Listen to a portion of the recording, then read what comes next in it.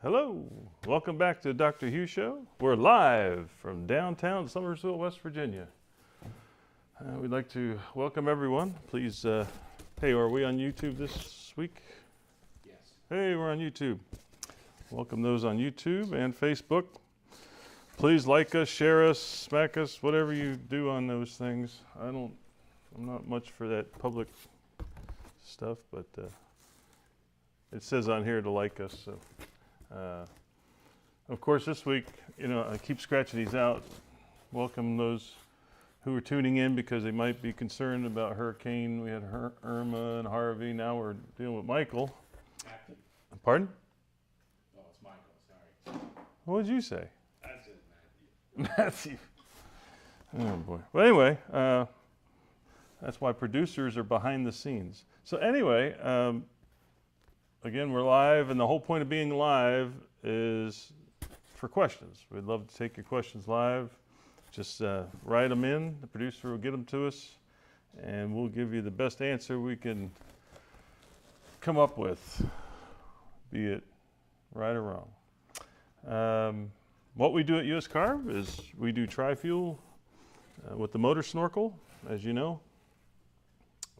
Simplistic way, 100 years of carburation, patented in 2013 because it's revolutionary. It's so simple, yet so, as a matter of fact, it's not really simple.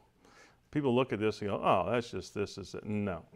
This is a piece of physics that would take 3 or 4 large chalkboards to explain how it functions. But there's a lot of variables, balance when it comes to negative pressures, constrictions, and so forth. However, it functions beautifully.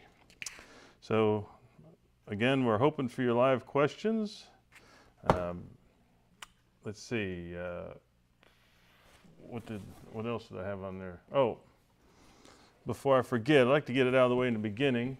We're still giving away a few more engine tachometers,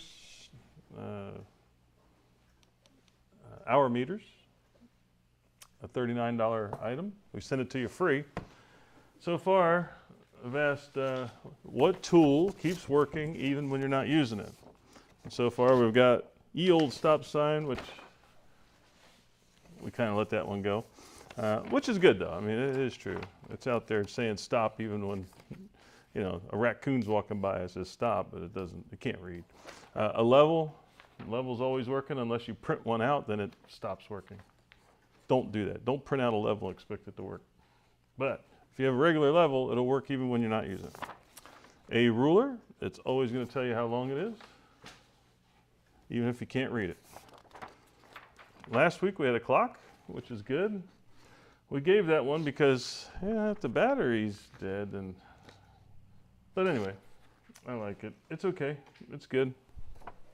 And of course, one of my favorites, the compass.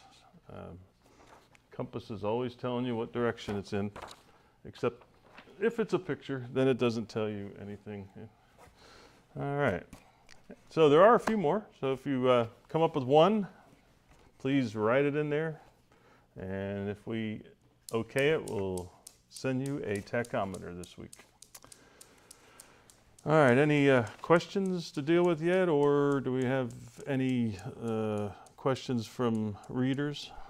Or questions from? No questions yet, Dr. Hugh, but we were thinking that in light of the hurricane that's bearing down, you could talk about some of the last-minute prep that people should be doing with their systems if they have motor snorkel or tri-fuel, and what they should be thinking about. Well, a lot of people do if they've already prepared their generator on propane and are using are using 20-pound cylinders. They've probably stocked up on a few. And just remember, you can use your bathroom scale and check how much gas is in your cylinder. Your cylinder will tell you tare weight, TW, and typically they're around 17 pounds. And the older they are, the heavier they are. So the newer ones are around 16 and a half, 17 pounds empty. And if this has 20 pounds of propane in it, of course, you add tare weight and 20 pounds, and you get 37 and a half pounds. So that tells you the tank has 20 pounds of propane in it. If it weighed 27.5 pounds, that'd be a half a tank, all right? But as we showed on one of our videos, almost all the racks, well, so far we haven't found a rack yet that they aren't filling these to 15 pounds of gas. So they're not true 20-pound cylinders anymore, even though they can still hold 20 pounds of propane as they should. As a matter of fact, I had a line on here. Yeah, it's when you buy these off a rack, there's only that much gas in it.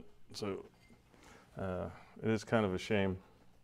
So you may want to, do we have that video where we can show them how to weigh it and all that, or?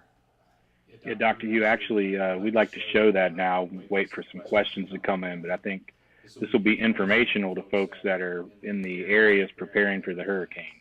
Okay, so if you didn't, are they hearing you direct, or? Oh, cool. All right, so we're going to cut away to that video, and we'll be right back. It's only a few minutes long. Well, welcome to this week's episode of Debunk the Junk. And to do that, we came outside to our cylinder rack to show you what is actually in the cylinder. Now, we did an episode a few weeks back where we showed you what propane looked like inside of a cylinder, but there's no way of telling what's in these cylinders, is there? They're steel. So how do you know how much gas is in this cylinder? Well, it's by weight. And so they're supposed to be filled by weight, not by volume. That's why there's an overfill protection device built in that has a float inside that stops the flow if it's overfilled. However, we're going to show you how much fuel is in each of these tanks. To get started, let's first note that on this cage, notice it says minimum 15-pound capacity, minimum. Well, these are 20-pound cylinders. They should hold 20 pounds of propane, which is 4.7 gallons. So we're going to find out how much gas is in these. Is there 15 pounds of gas? 16, 17, 18, 19, 20. I've been in the industry for 33 years and used to fill these all the time for customers. And you always fill by weight, not by volume. And I was going to get a few of these to take to the house because I have everything at my house running on propane just about.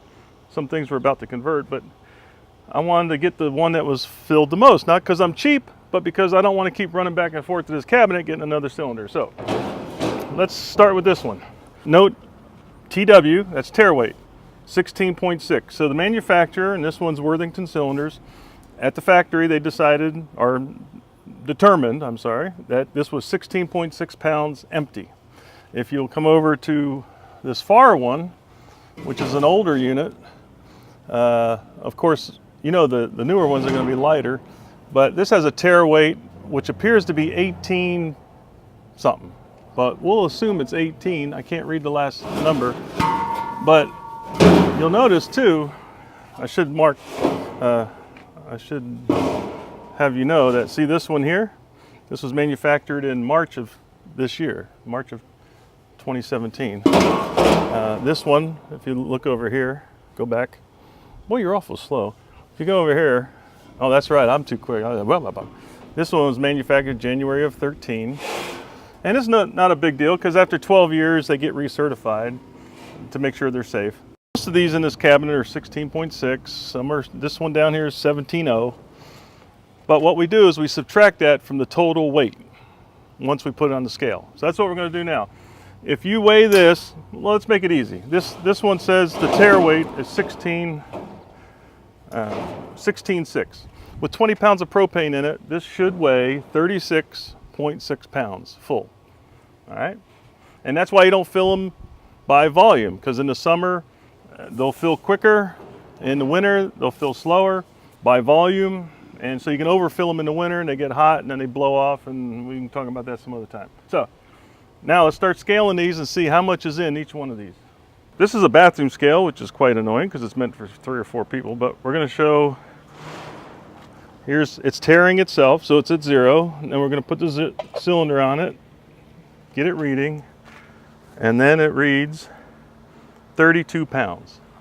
We had a 32 pound reading. We know our tare weight, the empty cylinder weighs 16.6. I did the math on the side of this cage while we were at break there. And if you take 32 minus 16.6, this cylinder has exactly 15.4 pounds of propane in it. And at 4.2 pounds per gallon, that comes out to 15.4 divided by 4.2 equals 3.66. 3.66 instead of 4.7. So we're just over a gallon short of what we think we're buying when we buy a 20-pound cylinder of propane. So that's one cylinder, but you're saying that might be the only cylinder. We'll grab another one and try it again. So, all right, you'll see here, 17 pounds is tare weight, 17.0. This cylinder was manufactured in 2004. So it's a 13-year-old cylinder. Now I will mention, these are the kind of cylinders you want to look for to put on your generator or any engine running on alternative fuel, because you know that this thing has been purged like how many times since 2004. So we don't want a pretty one like this. See this one? This may be brand new, which we realized the date on that one was, what was that date on that one?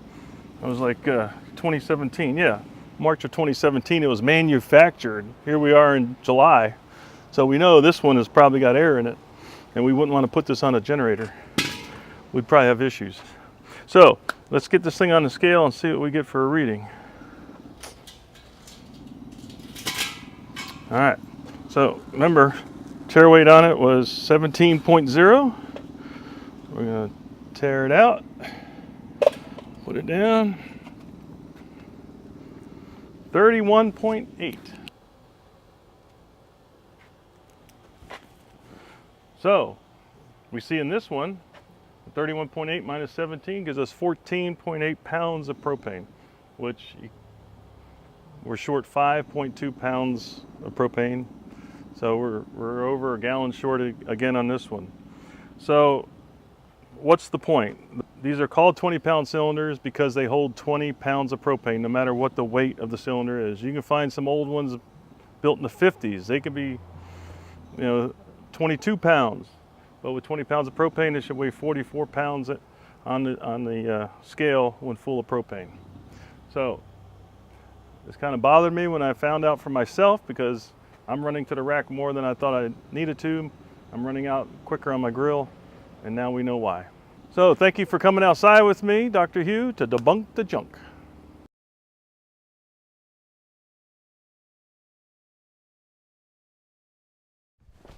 We back? Yeah. Hello, welcome to the Dr. Hugh Show. Oh, wait a minute, we already did that. Hey, all right, hope you got something out of that. Again, I did that for my own personal use because of my tractor. I was trying to get 2 full cylinders for my tractor. Can you see that? Yes. All right. I was trying to get the 2 fullest cylinders I could for my tractor, and they all weighed 15 pounds. All right, you said you had a question. People say that again, how you said it. You did it pretty good. Yeah, so in our ads or something.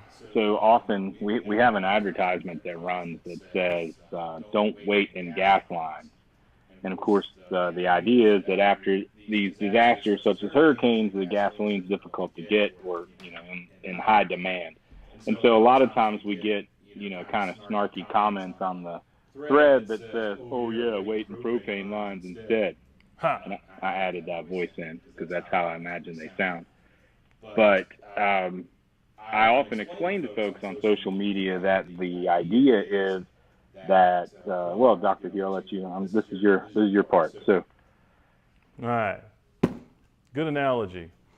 What do people go and buy right before a bad storm is going to hit?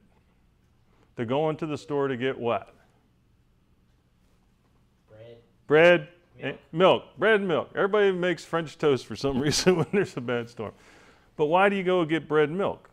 It's a perishable, right? Well, that's the same thing with gasoline. It's just like this thing right here. Look here. Nobody's going to run out and get these if a hurricane's coming. You're going to run out and get freeze-dried spaghetti. Let's see, what was the expiration date on this? Best if used by May of 2047. You don't have to stand in line for this. There's a reason for that. Huh? There's a reason that you don't need to stand in line for that stuff. But nobody's running in there. The shelf with cans of beans is loaded. You can always get all the canned beans and canned corn and condensed milk and all that you want, basically. But bread and milk, forget it. It's gone. Water, gone. It's a perishable, or whatever you want to call it. So, yes, gasoline, you can store it, but it goes bad. It's full of sugar, and it's dangerous. We all know all those parts of it. Where propane, like me personally, I have a 1,000-gallon underground tank. I've had the same 600 gallons sitting in it waiting on my generator for 2 or 3 years now. And it's not going anywhere. I don't have to stand in line for that. And so that's the whole point. If you plan ahead and get some cylinders of propane ready, and they can be refilled. Most pumping stations can pump propane without power, and a lot of them have backup power, but they can also pump off their bobtails, so which is the little trucks. So I'd be amazed that you could not go into town to a propane company, AmeriGas, Ferrell, whoever, and not get a cylinder filled no matter what the emergency, because somehow they're going to be able to move propane. You can even move propane without a pump, because you actually don't pump propane. It's not like gasoline that you actually pump it. Propane is paddled along.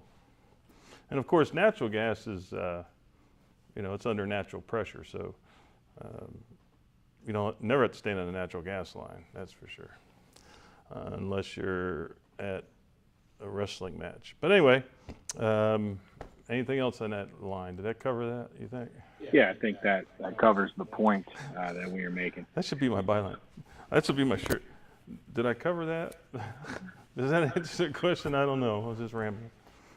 So we still no questions, but we did have Wayne from Kentucky, Georgetown, Kentucky, say hello from Georgetown, Kentucky. Hey, Georgetown, Kentucky. George, glad to have you aboard. You don't have any questions, huh? Okay. We're glad to have you. Kentucky's right next door. We do have some customer mail. Actually, I'd like to thank Kentucky. I grow my own shiitake mushrooms at home.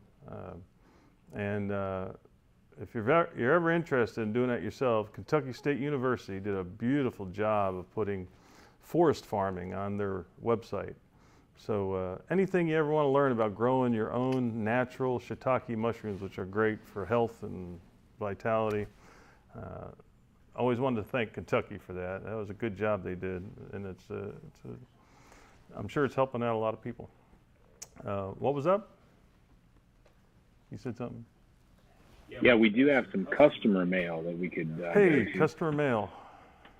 I'm going to bring it up on the screen here. So, in light of an approaching hurricane, we have some customer mail that is from a time when just after a hurricane, actually. So, the first customer mail here. This is from Mike. It says, my generator was submerged in water. How can I get it working again? That's always one of my favorite questions. Submerged in water. I'm sorry it was submerged in water. I don't know what kind of generator it was, standby, whatever. It actually said submersed. I read it incorrectly. Submersed? Yes. Oh, okay.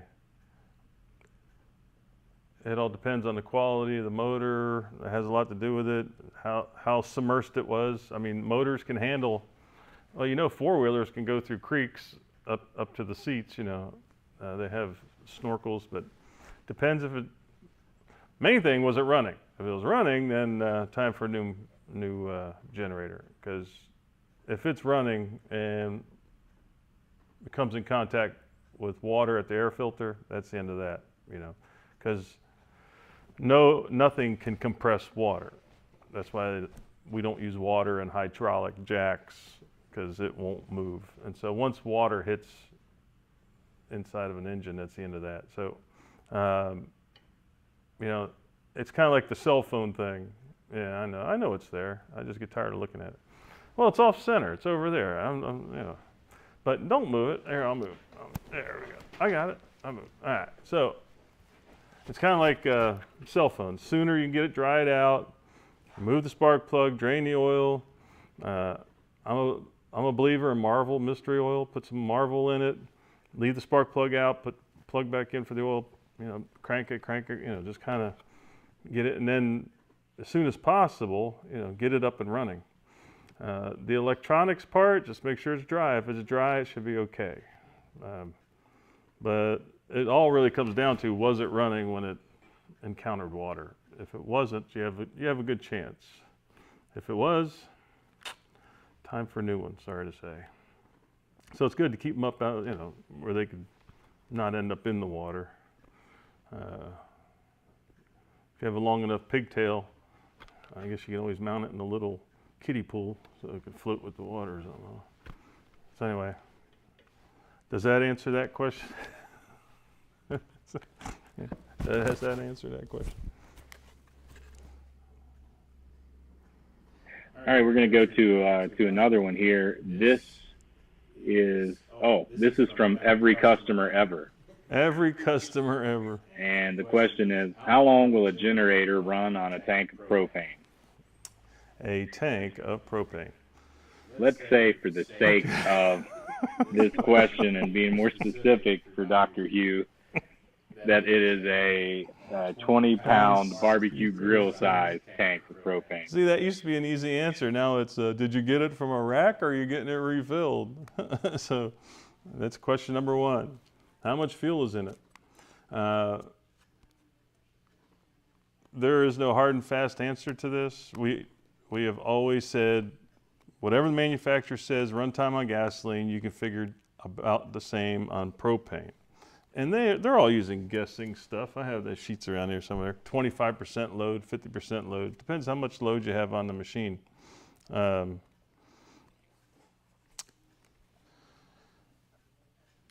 A grill bottle can hold anywhere from 15 to 20 pounds, which is just over 3 to just over 4 gallons of propane. So at 100% load, a 10-horse engine should run 5-6 hours under full load. And again, we used to debunk the junk a lot. Kind of got bored with that, but they'll always tell you you'll lose power on propane and won't run as well. That's not necessarily true, because again, a gasoline carburetor is jetted. You're stuck with the jets. It's just the way it is. Whereas with our systems, we have a calibrator that can allow you to adjust for full power, lean conditions, and a lot of times you get better performance and better economy out of it. So from then on, it's just, if you figure you're going to break your machine in, whatever load you have it on, if you're using a half a gallon an hour, then hey, a grill bottle is going to last you 8 hours. A 100-pound cylinder is 24 gallons. It's going to give you 48 hours easy runtime. But that's a lot of running. But it's on our website. Is it on the Motor Snorkel site or on the US Carb site? I believe it's on. The consumption chart. I wrote that thing back 20 years ago. I know it's on the US Carb site. I believe it's on both sites, Dr. Hugh. It's on the US Carb site, so for sure. There is a consumption site. So,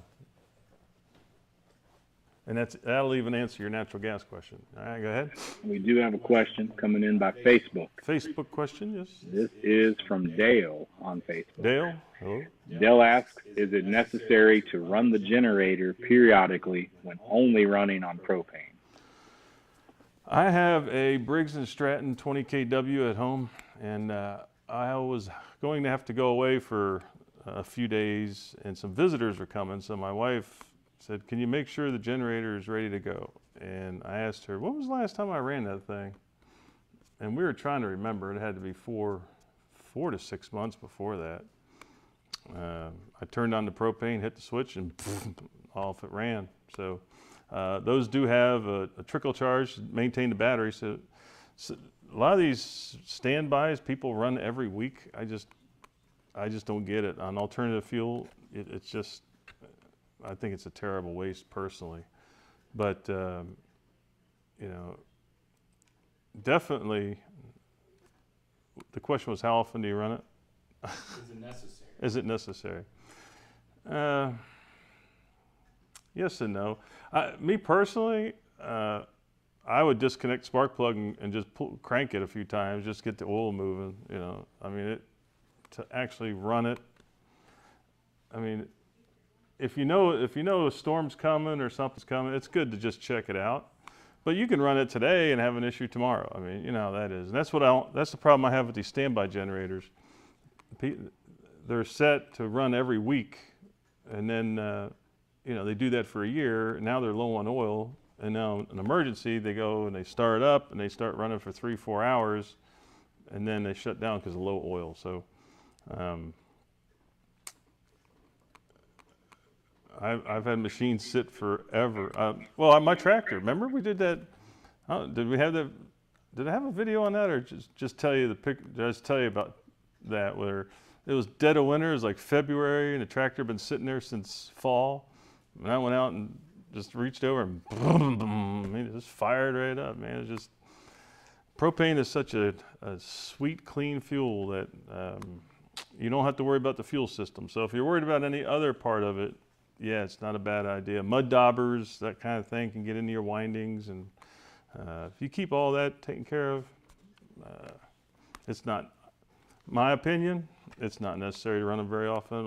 Quarterly, maybe every 3 months. It's good. Dale shared that he's in Titusville, Florida, so he may be getting some some effects from the I hurricane. know Titusville well, yes. The biggest thing people tend to forget is the oil, because it always stays so clean. And people have asked me, how come it says, like on a car, 3 months or 3,000 miles? Well, on a car, if you're running it all the time, it's going to heat up and cool off, heat up and cool off. And oil systems are, a lot of them are not sealed systems, and so they can get moisture in them. And you get moisture from condensation, so. But the thing on propane is going to happen is the light ends of the oil will burn off. Because oil is, you know, comes out of the same drum as gasoline and diesel and the rest of it. So your engine oil is going to, you know, the light end gases are going to get burned up, and it's going to get thicker and thicker. So, and most generators, what? It's a quart and a half of oil. It's the lifeblood of the unit. Only takes a minute. Best thing to do is get one of those oil suckers from Harbor Freight, and just stick that tube down in there. It's so easy, so clean. And you just suck the oil out of it, which is no such thing as vacuum, but I'll just say that for those that don't want to explain it, but and just refill it. And so to me, that's the biggie. Just change the oil every six months or so. Yeah, Dale's going to get some wind, I think. I saw that bubble. He's going to be in the, not tropical storm winds, but almost, I think. Does that answer that question? I'm still thinking about this spaghetti with meat sauce. Live next week, Dr. Hugh's going to eat that. I think I'd rather eat the bag. But So we had a comment come through from Wayne. Wayne is asking, he said, great product on his generator. Where can I get decals for my BOA and truck? So you'll have to decipher that one for me. yeah, some U.S. carb stickers. For BOA and I'm not sure what a BOA is. what is a but, BOA? That's a snake. You can't put a sticker on a snake. It won't stick. We can probably help you out for your truck. Maybe his man. T's missing. It's a BOAT. Oh, might be. Maybe it's BOAT. Is it a BOAT? Bust out another 1,000. Yeah, like I said, get his address, we'll send him a sticker. We have some, not this size, I think it might be this size, a little smaller. We'll send you a sticker for asking. You only get one though, so pick either your BOA or your truck.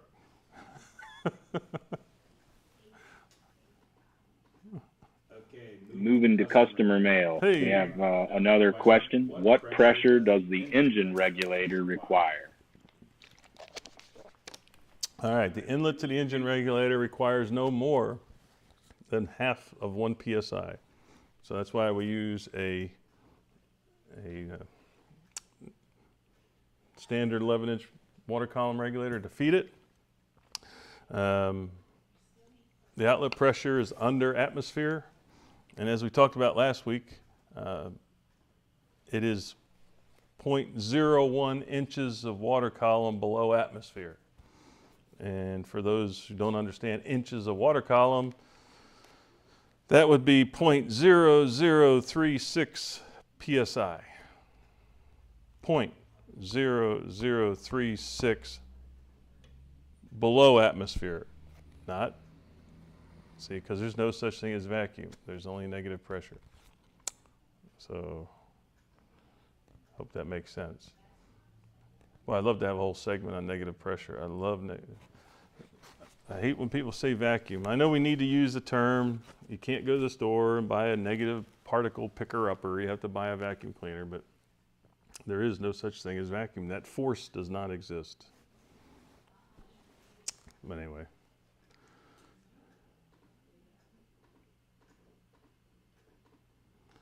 Well, Dr. Hugh, there's no other questions coming in, so we might want to start So winding down here. Those moments were dedicated to the hearing impaired. There's nothing going on. All right. Well, if there's nobody has questions, I guess we've answered all the questions, or there's just no questions to be asked, one or the other. But if there isn't, we're going to wind it down and wind it up. And of course, our hopes and wishes are for everyone in the Gulf. I used to live down there in that area, and I know what that can be like. Those things are tricky, though. Whew, they can make a dog leg right on you at the last moment. But again, like us on Facebook and YouTube and whatever else you're into. And Hey, let's mention that we do have expedited delivery options for those folks that are in the path of the hurricane if they want to get a motor snorkel. oh yeah, we're geared up for instant shipping. I mean, if you order right now, it'll be out today. I mean, we've been doing this 25 years. We know how to handle this. So we'll fix you up one way or the other. So we're ready to help. So not to drag it on anymore, we're going to cut it short, I guess. No more questions. Is that? Okay. Well, Dr. Hugh saying, glad you could join us. Please join us next Tuesday or Thursday. We try to do Tuesday. If we can't make it, we'll almost always try to do Thursday at 2. So hope to see you back next week. Take care.